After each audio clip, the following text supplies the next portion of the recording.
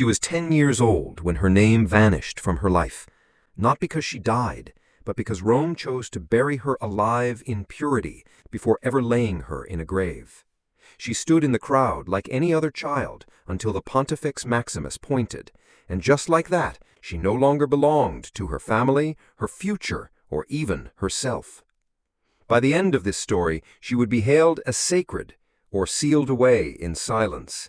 Stay with me, because what you'll hear at the end might change how you view justice, womanhood, and the gods themselves. They called them Virgines Vestales, the Vestal Virgins, keepers of the eternal flame of Rome. But beneath the elegance and ritual, their story is one of sacred imprisonment. To be chosen as a Vestal was not like being crowned queen. It was like being swallowed by the city's soul, beautiful on the outside, but cold and hollow within. The selection was not a celebration, but a ceremony laced with dread.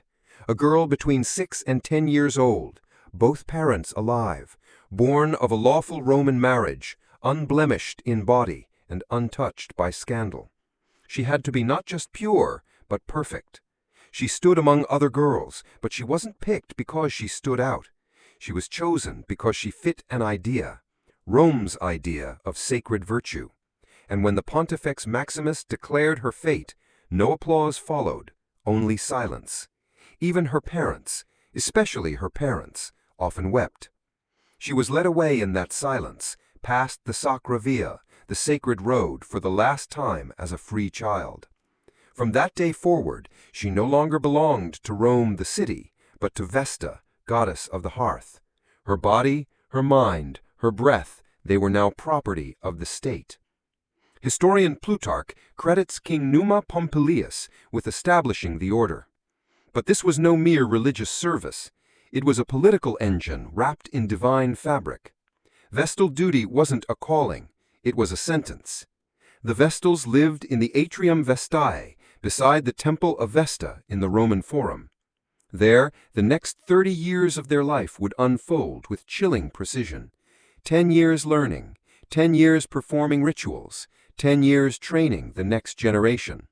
They were not bound in chains, but by laws more rigid than steel. They could not marry. They could not touch or be touched by men. They could not choose. Why? Because their purity wasn't just religious, it was national security. The eternal flame they guarded symbolized Rome's soul. If it ever died out, Romans believed the state itself would collapse. Yet behind the honor lay a razor's edge. Make one mistake, just one, and the city that once revered you would turn cold and quiet. These girls weren't raised to be loved, they were raised to be perfect, and perfection breaks quietly.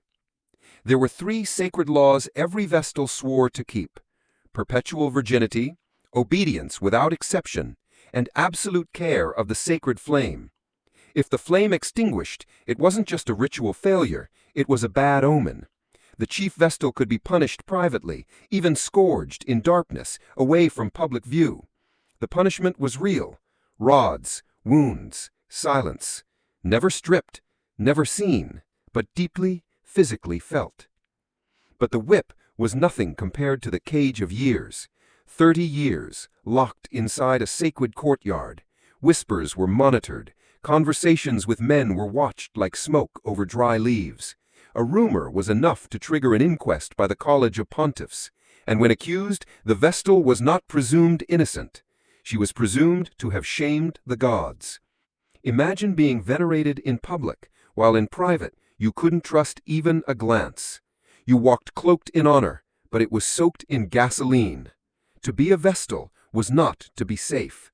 It was to live as an icon, admired on marble, and judged like glass. Rome prided itself on law, virtue, and order. But when a Vestal Virgin, Rome's living symbol of purity, was believed to have broken her vow, the punishment was not swift vengeance.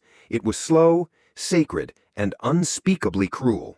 It wasn't just about punishing a woman. It was about restoring divine balance, no matter the cost. Her crime was called incestum, not incest in the modern sense, but a sacred violation. To defile the purity of Vesta was to endanger the soul of Rome itself. so the punishment had to match the crime, not in blood, but in solemnity. A Vestal was never executed by sword or fire. No Roman would dare spill her blood. Instead, they buried her. Yes, alive. The ritual was cold, calculated, and terrifying in its calm. No chains, no screams, only silence. The condemned Vestal was veiled in white, barefoot, and shrouded like a bride on her wedding day. But she wasn't walking to a groom. She was walking to her grave. The procession moved through the Roman Forum, watched by citizens who neither cheered nor wept. At the edge of the city, just outside the Colline Gate, a chamber had been prepared deep beneath the earth. Inside, a bed, a lamp, bread, milk, and water, just enough to pretend this was not an execution. Rome insisted she wasn't killed. She was simply left to the gods. Once inside the chamber, the door was sealed with earth and stone. No cries, no light, no escape. She would lie in silence until the air ran out, and with it, her life. Not even her name would remain. Rome did not record the screams of sacred women. It happened in 216 BCE. Two Vestals, Opimia and Floronia, were accused of breaking their vow. Their trial was secret. Their defense, if any, was lost to history. One was buried. The other chose her own death. Either way, they vanished into soil, their breath traded for silence. Rome believed this was mercy, bloodless, ritualistic, pure. But make no mistake, it was punishment designed to erase a woman's entire existence, body and memory both. Even when the punishment was not death, it left no less of a mark. Imagine a girl, forbidden for 30 years to know love, to speak freely, to leave sacred walls. She guards a fire that must never go out, while her own spirit is quietly extinguished. The flame she protects glows for Rome, but she is never warmed by it. To be a Vestal was to live in contradiction, sacred yet scrutinized, worshipped yet watched, revered in marble but buried in silence the moment she faltered. These were not simply women of faith, they were hostages of an ideal. Rome demanded not just purity, but perfection, and perfection is a weight no human should be made to carry.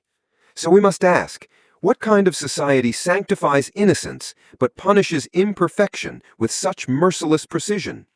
These girls, once chosen by the gods, became victims of men's laws, buried not just beneath earth, but beneath the weight of empire. They were raised to be symbols and destroyed for becoming human. And yet Rome remembered them with pride, statues, inscriptions, honorifics, but not their cries, not their fear. Those were lost, deliberately, as if silence could absolve the guilt of an empire. In the end, the Vestal Virgin was both saint and sacrifice, a girl given to the gods and forgotten by men. Her fate teaches us something both timeless and terrifying, that the line between sacred and cruel is often drawn by those in power.